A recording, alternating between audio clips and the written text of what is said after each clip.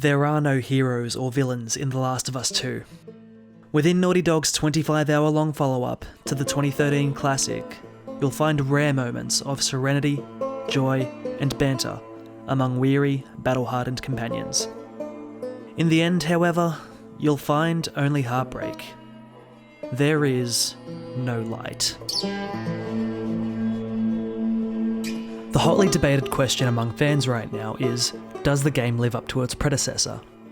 This question is likely to dominate the internet over the coming days and weeks, and I'm going to try and offer my perspective in this spoiler-free review.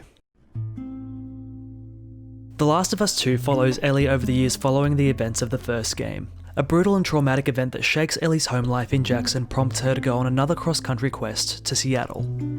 Unlike the previous game's journey, which centered on hope, however, this journey is one fueled by rage, despair, and most importantly, revenge. The story focuses almost entirely on the ripple effects of the events that transpired in the first game's final act. It takes place mostly in Seattle, which has been taken back almost entirely by nature, a stark reminder that civilization's collapse is all but a distant memory at this point in the universe's timeline. The game raises numerous questions of morality. For example, Ellie follows a certain character in Seattle with a shared goal. She arrives at her destination mere hours after them, to be greeted by a horrific massacre. These scenes are brutal, but they have Ellie and we as the audience reminded that we would have done the same thing had we gotten here first. Of course, it also wouldn't be a sequel to The Last of Us without strong symbolism. For a large portion of the game, the story flows best in the familiar companion format of the original game. Some friendly back and forth, as well as deep discussions between Ellie and the small number of companions along her journey, help the story move more naturally. I found the sections of the game during which Ellie travels solo to be the more tiresome sections, as the lack of company exacerbates the somewhat repetitive gameplay loop. There are seemingly insignificant character moments which will make you empathise and feel their joy or pain. All I'll say on that is that you should definitely find the music store in Seattle.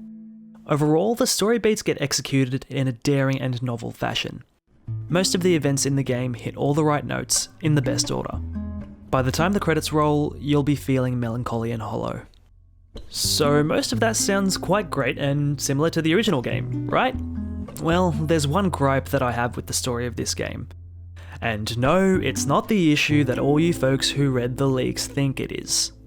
My issue lies around the pacing of the game.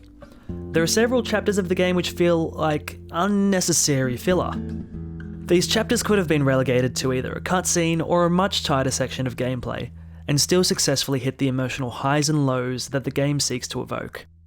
I firmly believe that the message of the game could have been delivered just as effectively in a tighter 15 to 20 hours, compared to its current 25-hour runtime. While scrolling through the post-game chapter select, I'm able to cherry-pick at least 3 to 5 chapters that could have been omitted entirely. Even though I disclaimed above that I don't take issue with what has everyone else up in arms, I need to stress this one last time. My problem is not with that section of the game. To be as specific as I can be without diving into spoiler territory, I feel that the game opens and closes almost flawlessly. However, I think some big pacing problems exist between Ellie's arrival in Seattle and the final act of the game. One final note on the story's accessibility. The sequel does a decent enough job of recapping the events of the first game in its opening minutes. However, I think you'd be doing yourself massive disservice by skipping the first one. Several character motivations will make more sense if you play through it. Plus, it still holds up 7 years later. Pick it up, you Scrooge, it's cheap as chips now. Let's start from the absolute top, before you even watch the first cutscene. Never before in a game have I seen such deep, complex UI and gameplay customization options before the opening credits roll. Naughty Dog are really trying to ensure that everyone gets the most out of this game, from difficulty to accessibility options, which wouldn't affect the average player, but could mean the world to a less able one. Huge props for that. Folks who played the original game will find themselves in quite familiar gameplay territory. Gun upgrades and skill trees are back in the form of tinkering with parts and supplements. You'll be interacting with pulley garages, generators, boosting companions over ledges, the whole 9 yards. Thankfully, everyone in this game seems to know how to swim, so you're not going to be pushing anyone around on rafts. The new additions to the gameplay loop are nothing special, but appreciated.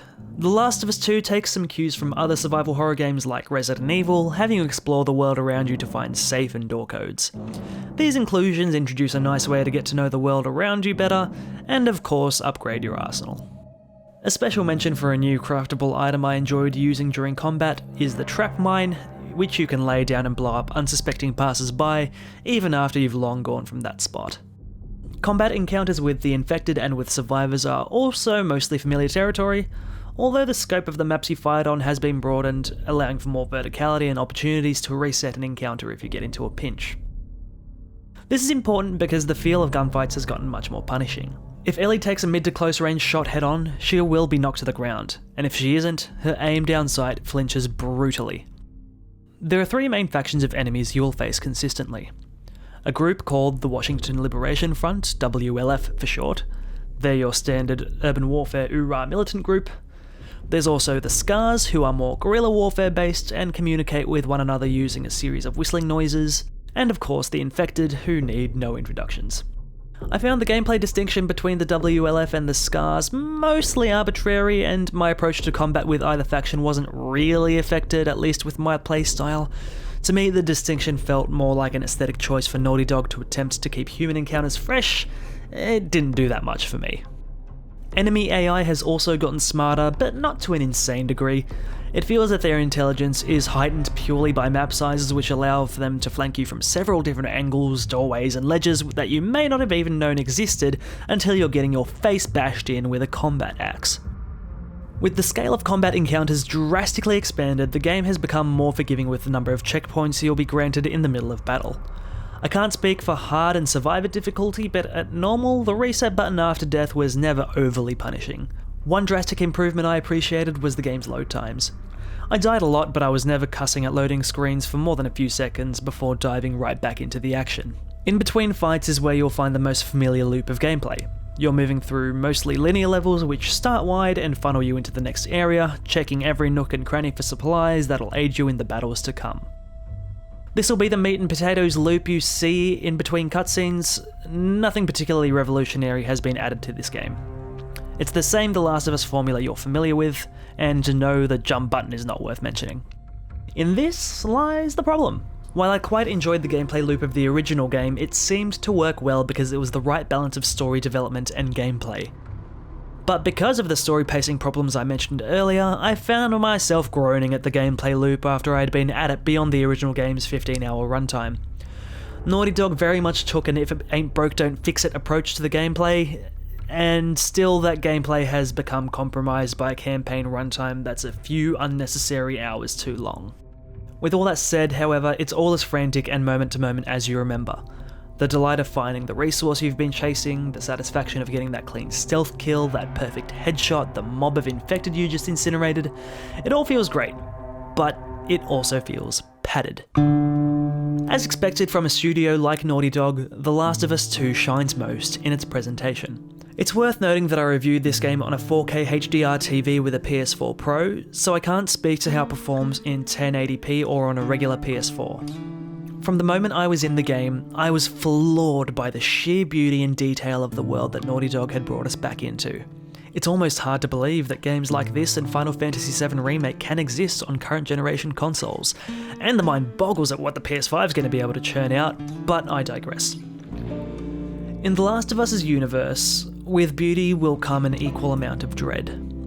The contrast between the rolling snow-coated hills of Jackson with the frozen corpses of the infected is equally beautiful and mortifying. The nest of infected you will inevitably find yourself in are covered in pus, growths, and general grot.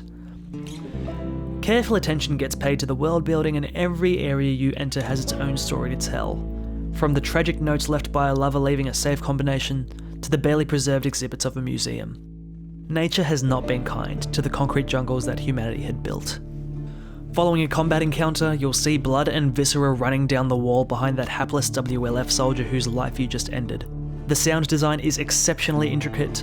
Creaking floorboards and doors will keep you on edge. Dying, gargling breaths of enemies will very much remind you that you just killed a human, as will the pained exclamation of their companions, who will call out their name in despair. You'll see WLF and SCAR propaganda plastered all over Seattle in their respective territories.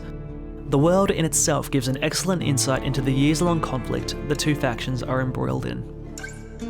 With Naughty Dog's efforts from the first Uncharted game and onwards, there's a calibre of world detail and graphical fidelity that we've come to expect from them. Again, they've delivered above and beyond in this entry in the series. The Last of Us Part 2 tells a heartbreaking, unique story which hits all the right notes in a beautiful, meticulously detailed world. Unfortunately, it falls just short of its predecessor. It suffers from a rather bloated and repetitive midsection, with a few too many filler levels that could have been omitted for an equally impactful follow-up to the 2013 masterpiece. I give The Last of Us Part 2 an 8.3 out of 10. Alrighty folks, that's it for this video. If you enjoyed it, if you want to discuss it, feel free to leave me a comment below, and of course, subscribe to the channel if you want more of this kind of content. Take care everyone.